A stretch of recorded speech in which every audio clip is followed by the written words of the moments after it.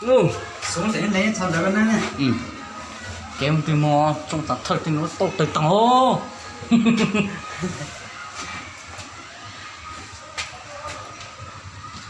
Ôi. Nhà gương kỳ lạ. Nhà gương kỳ lạ nó này. Lo không? Đấy.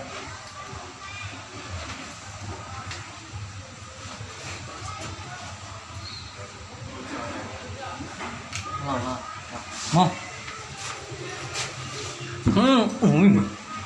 Ôi trong tao.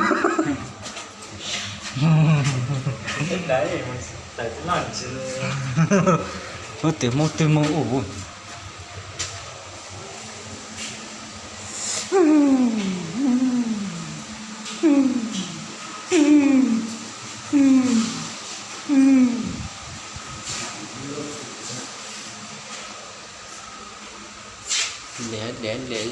Để nó là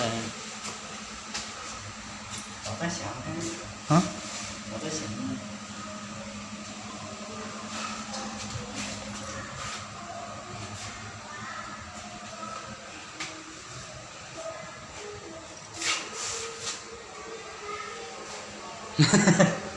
Không được sao ha? Mua Anh nhập quay video vậy. trong giật thơ của ai tôi tăng. Ôi giờ tháng ít một đó luôn này, ít chó chứ này. Na khó nào khó cú tháng này.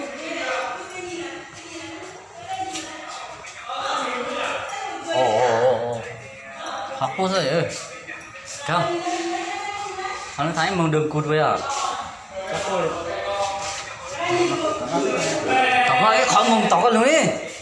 Đấy muốn nó nó to hơn đúng không? Có cầm cho con vòng nữa là có. Cầm mong có cũng muốn nói chữ đó ta. Còn nó thì ho. Mà. Chỉ là con một thứ. Nè, chơi tôi. Ồ.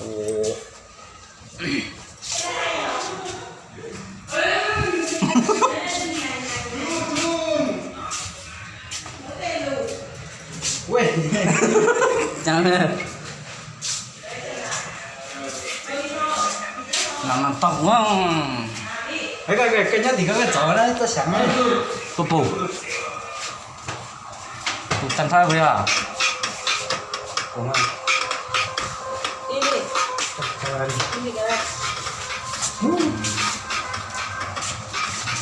Sợ lạc lắm. Đi thôi. Cầm đồ chưa?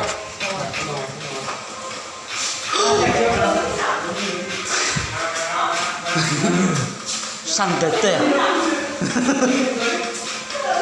Mà.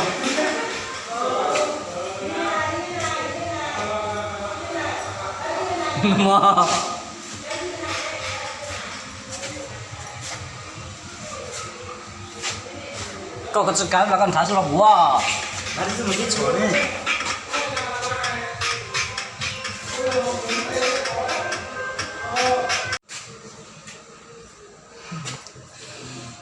Đáng sợ, đáng sợ.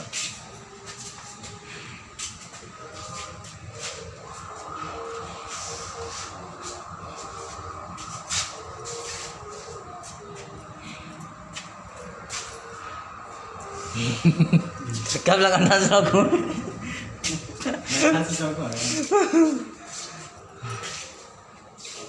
Oh, dia mau pada.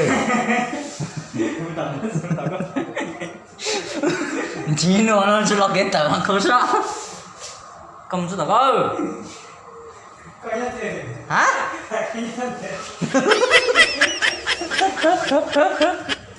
Rồi nó quá. Sai sao là tường này rồi.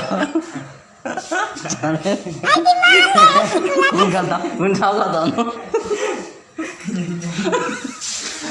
Sai rồi.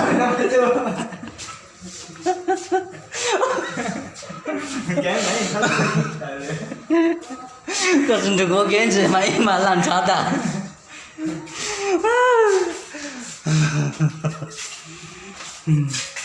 上楼个，那这没吃药，好过糖啊哦，那一步当初得对了对。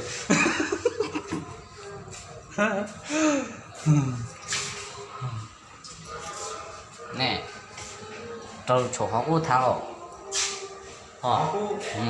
đó hả gì vậy họ nói thấy mà nó bé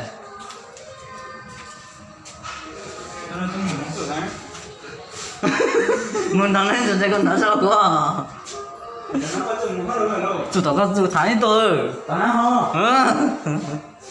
muốn thái rồi mà cho nó rồi có chỉ cần là con thái sao cũng chứ ôi ya ôi yo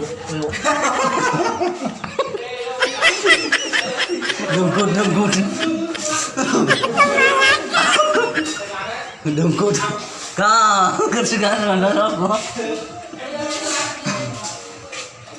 thái nhỏ con nó này con này dần tại kiểu nó này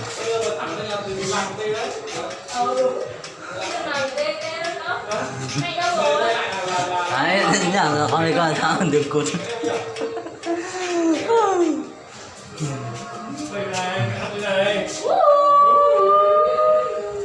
đừng cút đấy đừng cút một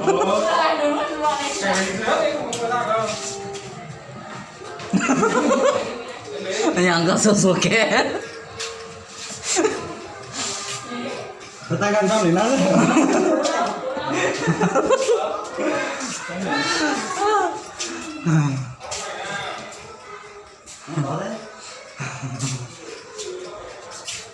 masa bilang dong kuda kan tao cờ thấy một cái nổ rồi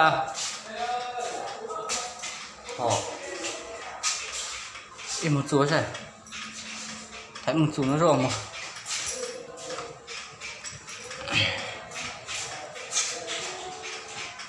có chỉ cái nó còn sao rồi của con này học cô ra họ thấy tụi mong nó mong à